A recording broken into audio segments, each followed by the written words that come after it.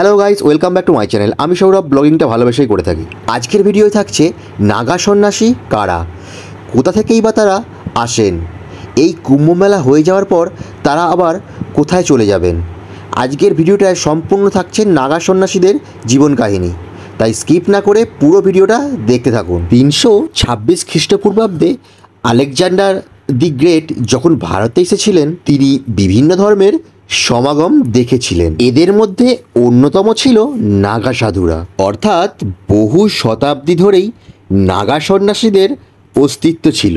তাদের আরাধ্য দেবতা হলো শিব। পাশাপাশি দিগম্বর জৈনকেও অনুসরণ করেন নাগা সন্ন্যাসীরা। আদিগুরু শঙ্করাচার্যই দেশ জুড়ে আখড়ার প্রতিষ্ঠা করেন। গবেষকদের মতে নাগা শব্দটি এসেছে সংস্কৃত থেকে, যার অর্থ হলো পাহাড়, অর্থাৎ যারা পাহাড়ে থাকতেন তাদেরই পাহাড়ি বা নাগা বলা হতো। ব্রহ্মচর্য গ্রহণ করার পর যারা আর গৃহস্থ জীবনে ফিরতেন না, ধর্ম পালন করতেন, তারাই হলেন নাগা সন্ন্যাসী। তবে সাধারণ সাধুদের থেকে নাগা সন্ন্যাসীরা অনেকটাই আলাদা। তবে সবাই নাগা সন্ন্যাসী হতে পারেন না।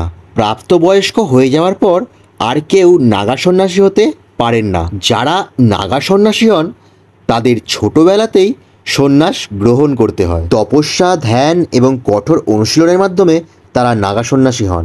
নাগা সন্ন্যাসী হওয়ার যাত্রা শুরু হয় ব্রহ্মচর্য থেকে। এই প্রথম স্তরই অত্যন্ত কঠিন হয়, যা সকলে পালন করতে পারেন না। শৈশবেই তাদের আখড়ায় যোগ দিতে হয় এবং বিভিন্ন পরীক্ষা দিতে হয়, যেখানে তাদের মনের জোর, দৃঢ় প্রতিজ্ঞা ও একাত্মবোধ যাচাই করা হয়। এই পরীক্ষায় উত্তীর্ণ হলে 12 বছরের ব্রহ্মচর্য জীবন কাটান তারা। এর পরের ধাপে আসে পঞ্চগুরু ও পিণ্ডদান। শিব, বিষ্ণু, শক্তি, সূর্য ও গণেশ, এই 5 দেবতার আরাধনা করার পর সাধুরা নিজেদের পিণ্ড দান করে। সাধারণত মৃত্যুর পরই পিণ্ড দান করা হয়। তবে সন্ন্যাস জীবনও যেহেতু নতুন একটি জীবন, তাই সন্ন্যাসী হওয়ার আগে তাদের পূর্ববর্তী জীবন সম্পূর্ণরূপে পরিত্যাগ করতে হয়। সামাজিক ও পারিবারিক বন্ধন ত্যাগ করে পিণ্ডদানের মাধ্যমে তাদের নবজন্ম হয়। শেষ ধাপ হয় লিঙ্গ নিষ্ক্রিয় করে দেয়া।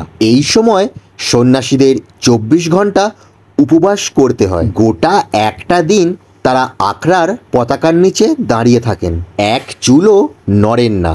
এই রীতির মাধ্যমে শারীরিক ও মানসিক শুদ্ধি হয়। এই সব ধাপ উত্তীর্ণ হওয়ার পরই একজন নাগা সন্ন্যাসী হতে পারেন। নাগা সন্ন্যাসীদের অন্যতম পরিচয় হলো তারা পোশাক পরেন না। কিন্তু কেন জানেন কি, কেন নাগা সন্ন্যাসীরা পোশাক পরেন না? নাগা সন্ন্যাসীরা শরীর থেকে মন শুদ্ধ রাখে, সেই কারণে তারা পোশাক পরেন না। মোহমায়া ত্যাগের একটি অংশই হলো পোশাক পরিত্যাগ করা।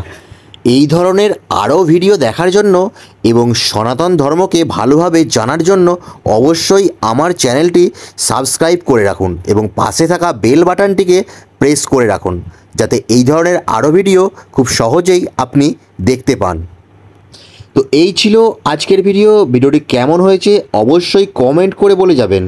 আর যে সমস্ত বন্ধুরা নতুন আছেন, আমার ইউটিউব চ্যানেলটিকে সাবস্ক্রাইব করবেন এবং ফেসবুক পেজটিকে ফলো করে সাথে থাকবেন। তো আজকের মতো টাটা, দেখা হচ্ছে পরবর্তী ভিডিওতে।